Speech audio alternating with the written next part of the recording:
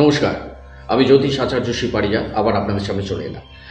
আমি আজকে বলবো আগস্ট মাসে এই ১২টা রাশির কী কী রাশিফল হতে পারে এবং তাদের শুভ সংখ্যা কী, শুভ বার কী, কোন কোন মাসে কোন কোন ডেটগুলো তাদের পক্ষে শুভ, এই নিয়ে আমি আজকে একটু আলোচনা করব।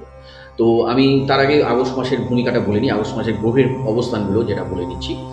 সেটা হচ্ছে এখানে দেখুন, মীন রাশির ঘরে শনি গত মাসের ১৩ই জুলাই থেকেই আপনার রেট্রোগেট হয়ে আছে।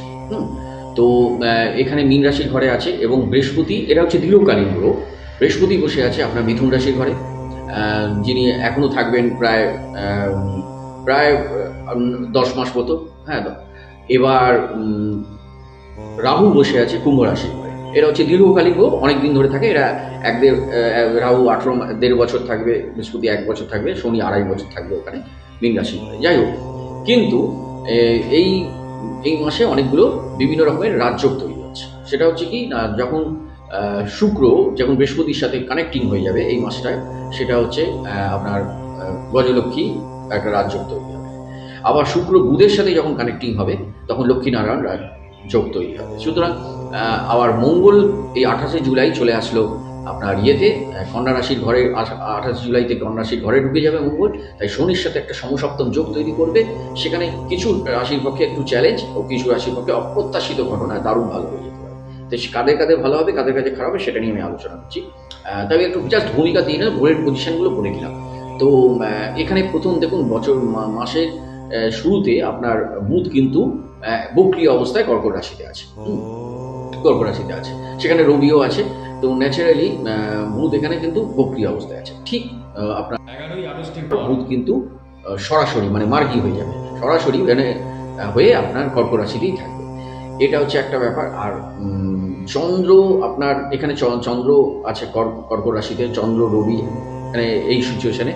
এইবার সবচেয়ে বেশি ইম্পর্টেন্ট হচ্ছে যখন রবি ১৭ই আগস্ট যখন সিংহ রাশির ঘরে নিজের ঘরে ঢুকবে, এইখানে কিন্তু একটা টার্নিং পয়েন্ট। কারণ রবি সিংহ রাশির ঘরে নিজের ঘরে যখন শক্তিশালী হয়ে ঢুকবে এবং সেখানে মূল ত্রিকোণের যখন ডিগ্রিটা পাবে, আপনি আগের ভিডিওতে দেখে নেবেন মূল ত্রিকোণ রবি সিংহ রাশির ঘরে আছে।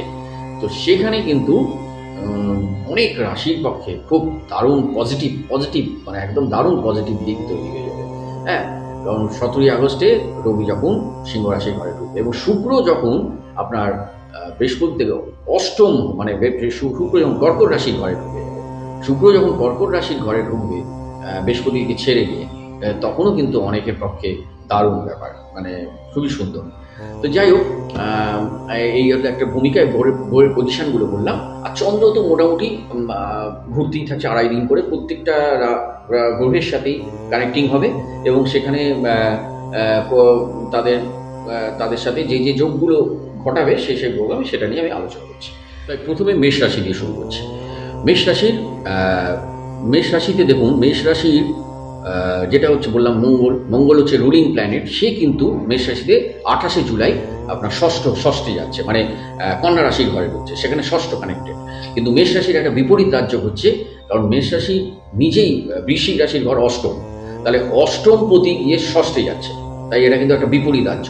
তাই বিভিন্ন রকমের বাধা বিপত্তি এবং চ্যালেঞ্জকে কাটিয়ে ওঠা সাংঘাতিক রকমভাবে এই মেষ রাশিরা এটা সুবিধা পাবে। তাই যে কোনো রকম অবস্ট্রাকশন, সেই ওখানে শনির সাথে সমসপ্তম যোগ তৈরি হয়ে আছে, একটু শনি চ্যালেঞ্জিং দেবে। হ্যাঁ, কিন্তু যেহেতু বিপরীত রাজ্য হয়ে যাচ্ছে, তাই বিপরীত রাজ্যকে কিন্তু সেই শনির ওই চ্যালেঞ্জটাকে ও দারুণভাবে অ্যাকসেপ্ট করবে এবং কাজে এগিয়ে যাবে এবং আরও সাহসী হয়ে এগিয়ে যাবে। এটাই হচ্ছে মঙ্গলের।